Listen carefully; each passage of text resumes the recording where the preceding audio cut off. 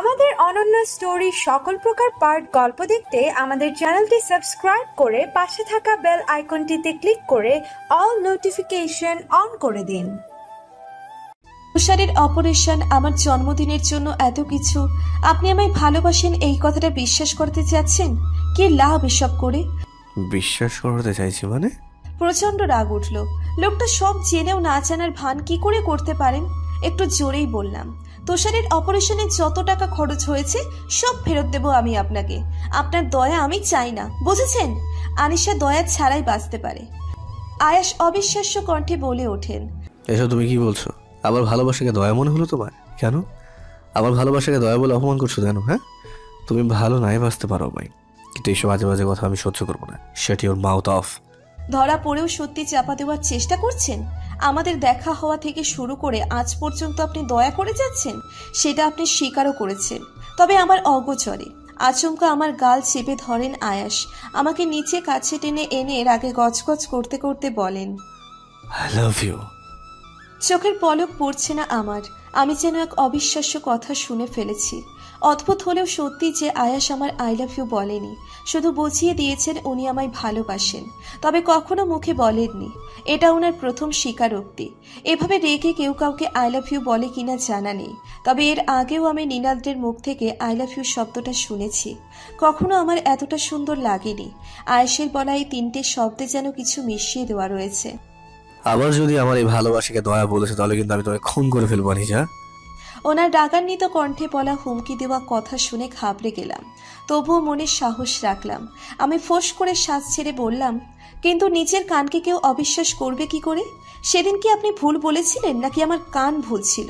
তুমি কি শুনছো না শুনছো? I really don't know.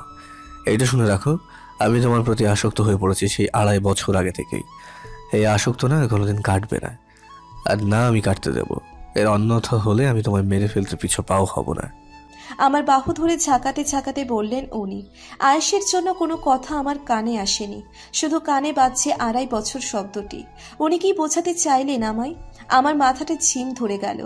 মুখ খুলে ধীর গলায় বললাম, 2.5 বছর? হিয়ালি করছেন কেন আমার সঙ্গে? আমি তোমার সঙ্গে কোনো হেয়ালি করিনি। আমি তোমায় বলবো ভেবেছিলাম, আজকেই বলবো ভেবে রেখেছিলাম, কিন্তু তুমি আমাকে সুযোগই দিচ্ছ না। আমি তোমার এতটাই অবহেলিত? কে তোমার কাছে গুরুত্বপূর্ণ বলো তো? ওই নীলাদ্র নাকি অন্য কেউ? আমি অধৈর্য হয়ে বললাম, নীলাদ্র নীলাদ্র করে প্রসঙ্গ পাল্টাবেন না। আমি আমার প্রশ্নের উত্তর চাই। আপনি আর একদিনও এই একই কথা বলেছিলেন। আপনি আমায় অন্ধ হওয়ার আগে থেকে চিনতেন। আমি 2.5 বছর আগে সম্পূর্ণ স্বাভাবিক ছিলাম, কিন্তু আপনার সাথে আমার কখনো দেখাই হয়নি। তাহলে কি করে 2.5 বছর আগের কথা তুলছেন? আয়েশ হালকা হাসলেন, আমার দিকে হাত বাড়িয়ে দিয়ে বললেন, রাতের পরিবেশ, পাশে তোমার এত হ্যান্ডসাম হাজব্যান্ড দাঁড়িয়ে আছে, তার সঙ্গে একটু হেঁটে হেঁটে কথা বললে আই থিঙ্ক কোনো প্রবলেম হবে না। আমি আপনার থেকে কি জানতে চাইছি আর কি বলছেন? আপনি কি প্রসঙ্গ পাল্টানোর চেষ্টা করছেন? আহা, প্রসঙ্গ পাল্টাবো কেন? আমি কি কোনো চুরি করেছি নাকি? চোর তো তুমি। তোমার চুরির গল্প শুনে এসো। আজ বোধ হয় আয়েশ আমার মাথাটাও পাগল করার প্ল্যানিং করে এসেছেন। আমি দম করে আগুনের মতো জ্বলে উঠে বললাম, আপনি আমাকে চুরির বদনাম দিচ্ছেন? আমি কোনো কালেই চোর ছিলাম না। নির্ঘাত আপনার সঙ্গে কোনো চোরের দেখা হয়েছিল, যার সঙ্গে আপনি আমাকে গুলিয়ে ফেলছেন। ছি, কি চিপ চিন্তা ভাবনা আপনার! শেষমেশ কিনা চোরের সঙ্গে আমাকে। আয়েশ শব্দ করে হেসে আমার চুল টেনে দিয়ে বললেন, তুমি তো মহাচোর, চোরদের রানী, যে সবসময় মন চুরি করে বেড়ায়। এবার আমি আটকা পড়ে গেলাম নিজের কথার বেড়াচালে। কপাল চাপড়াতে ইচ্ছে করলো আমার। উনি কি বললেন আর আমি কি ভাবলাম, এসব সাইডে রেখে আয়েশ কণ্ঠে ওনার দিকে মনোযোগ দিলাম। আমাদের পা ডুবিয়ে দিয়ে যাচ্ছে, বাতাসের তীব্র বেগ সবটা এলোমেলো করে দিয়ে যাচ্ছে। দিনটা কোন দিন ছিল আমার ঠিক মনে নেই। সেদিন আমি কারণ অ্যাসিস্ট্যান্ট লয়ার ছিলাম। একটা কেসের প্রমাণ খুঁজতে অবস্থা কাহিল হয়ে পড়েছিল। ঢাকা শহরে ভরা ট্রাফিক জ্যামে আটকা পড়ে যায় আমি। গাড়িতে অজস্র আঘাত করে গাড়ির জানলাটা খুলে দিই। হঠাৎ কানে আসা একটা মেয়ে চিৎকার চেঁচামেচির শব্দ। সেদিন এতটা স্ট্রেস ছিলাম যে ভেবেছিলাম গাড়ি থেকে তোমার মতো হই হই করা মেয়েকে দেবো কয়েকটা ধমক। উৎকণ্ঠা হয়ে তাকাতেই বিরক্তি নামে জিনিসটাই উবে গেল। বেশ খানিকটা দূরে ফুটপাটের ওপরে একটা হলুদ রঙের ড্রেস পরে 4টে বড় বড় ছেলেকে ছেড়ে চলেছে একাধারে। মেয়েটা বয়সে বেশ ছোট, ওই 18 বা 9 পড়তো। নিজের ওড়নাটুকু সামলাতে যে মেয়ে হিমশিম খাচ্ছে সেই মেয়ে কিনা এত বড় বড় ছেলেদের ঝাড়ছে, ভাবা যায়? বেশ ইন্টারেস্ট নিয়ে ঘটনাটা দেখছিলাম। মেয়েটা বড্ড ঝগড় উঠেছিল। কি বলছিল জানো? কি বলছিল? অতি আগ্রহের সঙ্গে বললাম আমি। যদিও আমি ঘটনাটা জানি, তবুও লোকটার মুখ থেকে শোনার জন্য মনটা আন্দোলন শুরু করেছে। সে বলছিল, দেখতে তো মহিষের মতো, আমাদের মতো সুন্দরী মেয়েদের দিকে নজর দিস লজ্জা লাগে না? ইয়া বড় বড় চুল রেখে নিজেদের মেয়ে প্রমাণ করতে চাস নাকি? আর আমার ওড়না ধরে টানলি কোন সাহসে? আমি এক্ষুনি পাবলিক ডেকে তোদের হাত যদি না ভেঙেছি দেখ শুধু। এতটুকু বলেই জোরে চিৎকার দেওয়ার আগে ওর বান্ধবীরা ওকে মানা করে। ওদের আর কোনো কথা আমার কানে আসেনি, বরং আমি কানে নিইনি। আমি সেদিন মেয়েটাকে দেখতে বড্ড ব্যস্ত হয়ে পড়েছিলাম। খুঁটিয়ে খুঁটিয়ে পর্যবেক্ষণ করেছিলাম সেদিন।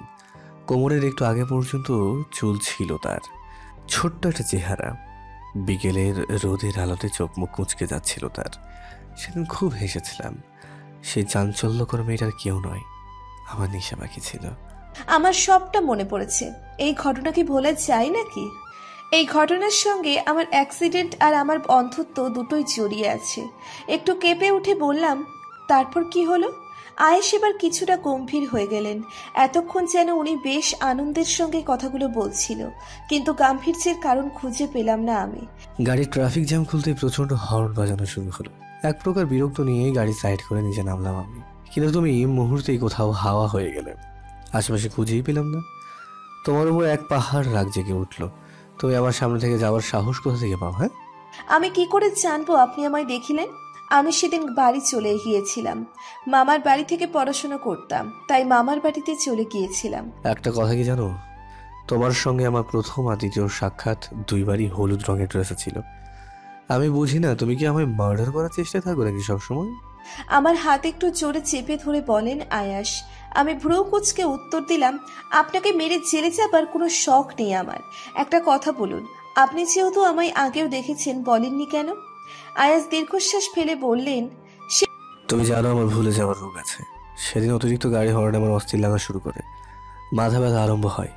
সেদিন অবস্থায় আমার কাছে ডক্টরের কোনো ইঞ্জেকশন ছিল না, তাই তাড়াহুড়োতে গাড়ি নিয়ে আসতেই ছোটোখাটো অ্যাক্সিডেন্টে করে বসি। তারপর সবটা ভুলে যাই। তোমার কথাও মনে থাকে না আমার।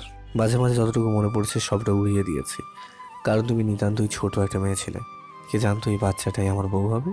সে তো আপনি আমার জোর করে বানিয়েছিলেন। আনমনে পড়ে ফেললাম আমি। আনমনে বলার কারণ আয়েশের ইনজেকশনের ব্যাপার, যা কয়দিনের জন্য ভুলতে বসেছিলাম। এটা কেমন ইনজেকশন সেটাই মাথায় আসছে না, যেটার জন্য জ্ঞান হারানোর আগের স্মৃতি মানুষ ভুলে যেতে পারে। অদ্ভুত। কৌতূহল দমন করতে না পেরে আমি বললাম, আচ্ছা, কোন ডক্টর আপনাকে এই ইনজেকশন সাজেস্ট করেছে বলুন তো? হঠাৎ এই প্রশ্ন? আমি মিনমিন করে বললাম, না মানে নিশ্চয়ই খুব ভালো ডক্টর। হ্যাঁ, আমার ফ্রেন্ডের বাবা খুব ভালো ডক্টর। আমি যখন অতিরিক্ত ডিপ্রেসড হয়ে পড়েছিলাম, যখন আমি কোথাও শান্তি পেতাম না, তখন আমার এই ফ্রেন্ডের সঙ্গে পরিচয় হয়। ও আমাকে সাজেস্ট করে। আমি না চাইলে ও একদিন ইঞ্জেকশন নিয়ে বড্ড শান্তি পায়, স্বস্তি পায়। তখন থেকেই আমি ইঞ্জেকশন নিই। মানে আপনি না জেনেই ওসব আজে বাজে ইনজেকশন নিয়ে নেন? কখনো ওই ডক্টরের সাথে দেখা করেছেন? না তো। স্বাভাবিক কণ্ঠে উত্তর দিলেন আয়াস, যার কারণে আমি হতবাক হয়ে গেলাম। একজন লয়ার হয়ে কি করে এতটা বোকামি করতে পারেন উনি? আমি শান্তর সঙ্গে বললাম, আমাকে নিয়ে যাবেন ওই ডক্টরের কাছে? উনি তো চোখের ডক্টর নন নিশা পাখি, তুমি গিয়ে কি করবে? ওনার প্রশ্নের জবাবে আমি রেগে বললাম, চোখের জন্য যাব নাকি অন্য কারণ আছে? কি কারণ? এই এক সেকেন্ড, আমি তোমার সম্পর্কে মোটামুটি সব জানি, কিন্তু একটা বিষয় আমার কাছে ক্লিয়ার না। তুমি অন্ধ হলে কি করে? হাঁটা থেমে গেল আমার। মনে পড়ে গেল আমার সাথে ঘটে যাওয়া সেই বিষাক্ত ঘটনা। নিজের চোখের সামনে ভেসে উঠল সেদিনের ঘটনা। ভয়ে গায়ে লোম দাঁড়িয়ে গেল। এক পর্যায়ে কাঁপতে শুরু করলাম। ও ওই ছেলেগুলো। আয়েশ আমায় এক হাত দিয়ে গভীরভাবে আগলে নিলেন। আমায় আশ্বাস দিয়ে বললেন, আমি তোমার কাছেই দাঁড়িয়ে আছি। ওই ছেলেগুলো কি, ওরা কি করেছিল তোমার সাথে আমায় বলো। এই ছেলেগুলোর জন্য আজ আমি অন্ধ। সেদিন তো ওরা কোনোভাবে ক্ষমা চেয়ে নিয়েছিল, কিন্তু পরের দিন একই রাস্তায় আমায় আবার বিরক্ত শুরু করে, আমায় সহ আমার বন্ধুদেরও। এমনকি থ্রেটও দেয়। আমি সাহস নিয়ে পুলিশের কাছে যাই আর কমপ্লেন করি। পরে হয়তো তাদের ধরেছিল পুলিশ। তার পরের দিনই কোচিং করে নিজের বাড়িতে যখন ফিরছিলাম, তখন মেইন রাস্তা থেকে অন্য এক রাস্তায় আসি, যেখানে ফুটপাত ছিল না। একটা গাড়ি আমায় ধাক্কা মারে আচমকা। আমি শুধু গাড়ির সামনের গ্লাসে ওদের দেখেছি।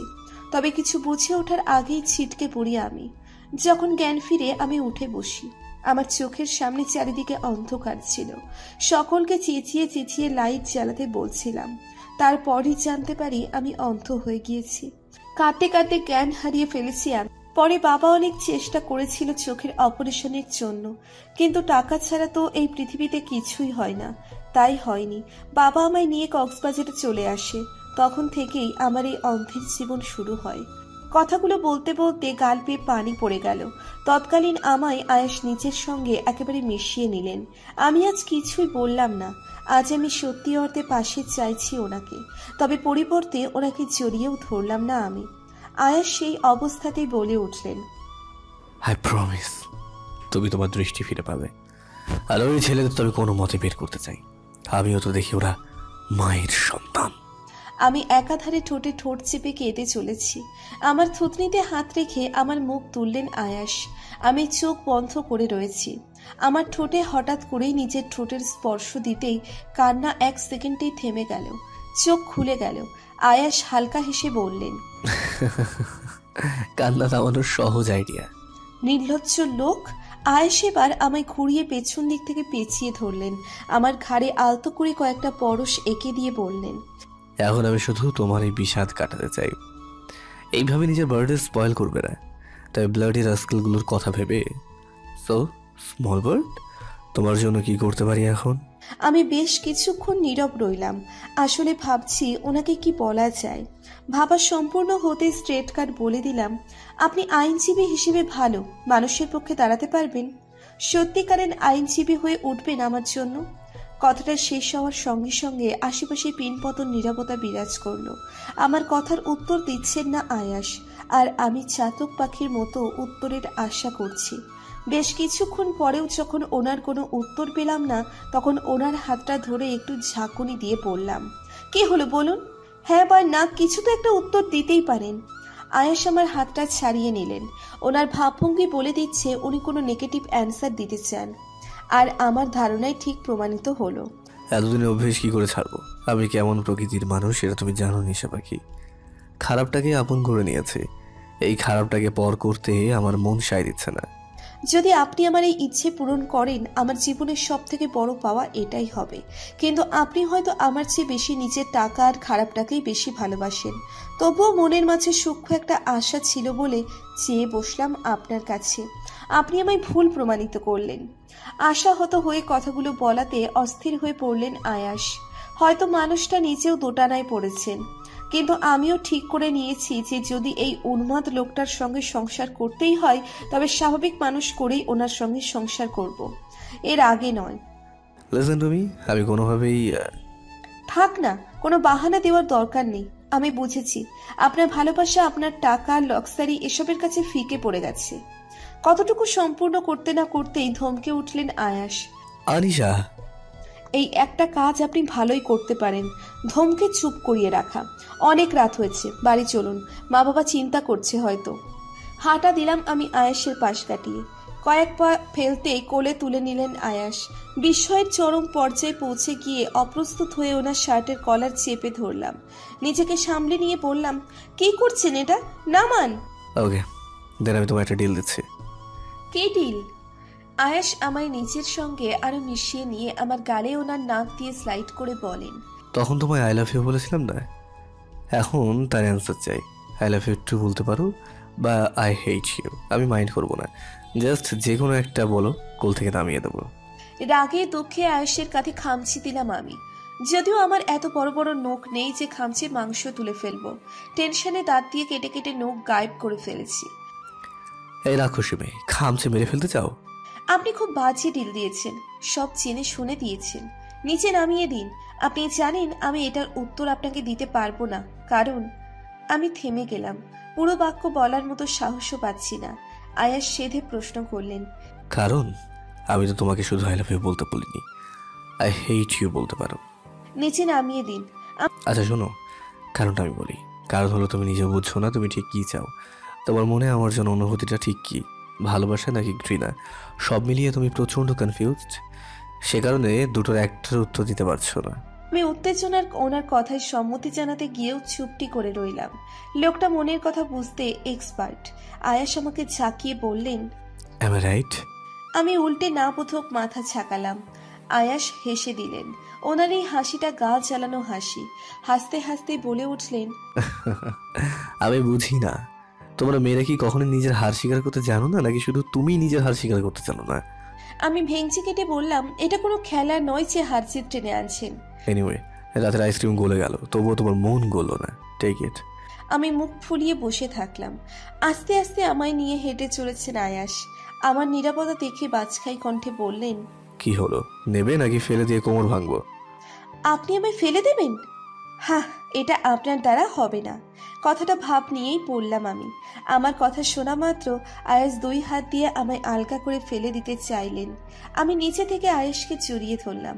এতটা খারাপ মানুষকে ভরসা কি করে করো নিশা পাখি? মজার ছলে বলে উঠলেন আয়াস। ওনার কথায় তেতিয়ে উঠলাম আমি। আসলেই ওনাকে ভরসা করা বিরাট মাপের বোকামি। আর কথা না বাড়িয়ে আমি ওনার হাত থেকে আইসক্রিম ছিনিয়ে নিলাম। তা দেখে উনি নিজের গাম্ভীর্য বজায় রেখে বললেন, এখন খাও। এভাবে কিভাবে? এভাবে। নাক ফুলিয়ে আমি আইসক্রিম প্যাকেট থেকে বের করে মুখে দিলাম। বেশ খানিকটা গলে গিয়েছে আইসক্রিম, তাই মুখ দিতেই তরতর করে গলে যাওয়া আইসক্রিম আমার মুখ বেয়ে গলা পর্যন্ত নেমে গেল। আয়াসের উদ্দেশ্যে বিরক্ত হয়ে বললাম, দেখেছেন, এই জন্যই খেতে চাইনি। আপনি ইচ্ছে করে আমায় খেতে বললেন না। আমার কথার কোনো রকম প্রত্যুত্তর না দিয়ে মুখ নিচু করে আমার থুতনিতে ঠোঁট রাখলেন আয়াস। সঙ্গে সঙ্গে তড়িৎ প্রবাহ যেন বয়ে গেল আমার মাঝে। শিথিল হয়ে এলো আমার শরীর। চোখজোড়া যেন পলক ফেলতে ভুলে গেছে। কি পাগলামি করছেন এসব? কাঁপতে কাঁপতে ওনার চুলে হাত দিলাম আমি। চুল টেনে ওঠানোর চেষ্টা করেও ব্যর্থ হলাম। গলা পর্যন্ত লেগে থাকা আইসক্রিম নিজের ঠোঁট দিয়ে বুলিয়ে মুছে ক্ষান্ত হলেন আয়াস। আমি তখন রোবটের ন্যায় স্থির হয়ে রয়েছি। ইয়েস, আমি ইচ্ছে করে তোমাকে খেতে বললাম। এটা তোমার পানিশমেন্ট ছিল ডার্লিং। আমি ছটফটিয়ে উঠলাম আয়াসের কণ্ঠ শুনে। ছোটাছুটি করতেই আমার গালে কামড় দিলেন আয়াস। অটোমেটিক আমার হাত চলে গেল বাম গালে। আয়াস ক্রুদ্ধ হয়ে বলে ওঠেন, ব্যাঙের মতো ছটফট করবে না তো, নয়তো কামড় দিতে দিতে বাড়ি নিয়ে যাব। দরকার পড়লে তোমার বাড়ির লোকের সামনেও কামড় দেবো। কি হলো না, আবার লজ্জা শরম একটু কম? আমি বিড়বিড় করে বলে উঠলাম, একটু না, আপনার লজ্জা শরম বলতে কিছুই নেই আসলে। কিছু বললে? কই না তো। আয়েশ আমায় আরো নিজের সঙ্গে জড়িয়ে দিয়ে হাঁটার গতি বাড়িয়ে দিয়ে বললেন, ওকে, লেটস গো। হঠাৎ করেই কেন জানি মনটা বলে উঠল, তোর সঙ্গে প্রেম নামক জিনিসটা ভয়ানক খেলা খেলছে আনিশা, সাবধান। এই নির্লজ্জ আর বেহায়া লোকটার প্রেমে পড়ার আশঙ্কা পাচ্ছি। মনের কথায় খানিকটা চমকালাম, তবুও তাকে ধমক দিয়ে বলতে ইচ্ছে করলো, এই বাজে নির্লজ্জ আর বেহায়া লোকটার প্রেমে পড়ার তো মোটেও ইচ্ছে নেই, তবে উন্মাদ লোকটার প্রেমে পড়লে আমার কি করার। মাথাটা নুইয়ে গেল আমার। আস্তে ধীরে মাথা ওনার বুকে মাথা ঠেকালাম আমি। সমুদ্রের পাড়ে রাতের আকাশ এবং মাতাল হাওয়া জানান দিচ্ছে, ওহে শুনছো, উন্মাদ প্রেমিকের প্রেমিকা তুমি। একদিন পর। অফিসার, এটা একটা ইভটিজিং এর কেস, আর যে করেই হোক সেই ফাইলটা আমার চাই, অ্যাট এনি কস্ট। কিন্তু এতদিন আগের ফাইল খোঁজা তো মহা মুশকিল মিস্টার রায়হান। তার মাঝে ইভটিজিং এর অতি সামান্য ব্যাপার কোথায় ধামাচাপা পড়ে গেছে সেটা কেউ জানে না। টেবিলে হাত মুষ্টিবদ্ধ করে বাড়ি দিয়ে চেয়ার থেকে উঠে দাঁড়ালো আয়াস। চেঁচিয়ে বলে উঠল, ইভটিজিং সামান্য ব্যাপার? এতটা ইরেসপন্সিবল কি করে হন আপনি? আপনার মেয়েকে যদি কেউ ইভটিজিং করে সেটাও কি আপনি সামান্য ব্যাপার ধরে নেবেন? পুলিশ অফিসার থতমত খেয়ে গেলেন। কিছু বলার আগে আয়াস কাট কাট গলায় বলে উঠল, লিসেন অফিসার, ভিকটিমকে মার্ডার করার চেষ্টা করা হয়েছে, আর ইভটিজিং কোনো সামান্য কেস নয়। একজন মেয়ের গায়ে পরপুরুষ যখন মেয়েটির অনুমতি না নিয়ে হাত দেয় তখন তার হাত কেটে ফেলা উচিত, কিন্তু আপনারা তাদের ঠিক মতো টাইট দিতেই পারেন না। এখন কি ফাইলটা খোঁজা শুরু করবেন নাকি অন্য ব্যবস্থা? কথাটা শেষ হবার আগেই অফিসার তড়িঘড়ি করে বলে উঠল, আমরা এক্ষুনি খোঁজাখুঁজি শুরু করছি, টেনশন নেবেন না। ওই ছেলেগুলোর সব ডিটেলসও আপনি পাবেন। আয়াস এবার চেয়ারে বসে পড়ে, পায়ে পা তুলে সামনে থাকা পানির গ্লাস হাতে নিয়ে বলে, ওদের ডিটেলস না নিয়ে আমি এখান থেকে কোথাও যাচ্ছি না। আপনাদের কাজ শুরু করুন, হারি আপ। কত বছর আগের কেস যেন? 2.5 বছর আগের। রিপোর্ট লিখেছে তার নাম নিশা সাবিহা। আমরা সম্পূর্ণভাবে চেষ্টা করছি ফাইল খুঁজে বের করার। আয়াস মাথা ঝাঁকাতেই ফাইল খুঁজি শুরু হয়। আয়াসের কপালে ভাঁজ পড়েছে, তীক্ষ্ণ নজর তার। সে আজ বের করেই ছাড়বে সেই 4 জন আসলে কে, এমনকি তাদের উন্মুক্ত শাস্তিও ঠিক করে ফেলেছে আয়াস। বাড়িতে দুপুরের খাবার খেয়ে পিহুর কাছে চলে এসেছি আমি। আজ ফুলকিও নেই, তারা অসুখ করেছে, তাই বিগত 2 দিন ধরে ছুটিতে। পিহু গত 1 দিন ধরে আমার উপর বেশ রাগান্বিত। আমি ডাকলে সাড়া দেয় না সে। তার রাগের কারণও আন্দাজ করতে পেরেছি আমি। কারণটা হলো আমি তো এখানে প্রায় 2 দিন ছিলাম না, যার কারণে রাগে রাগান্বিত সে।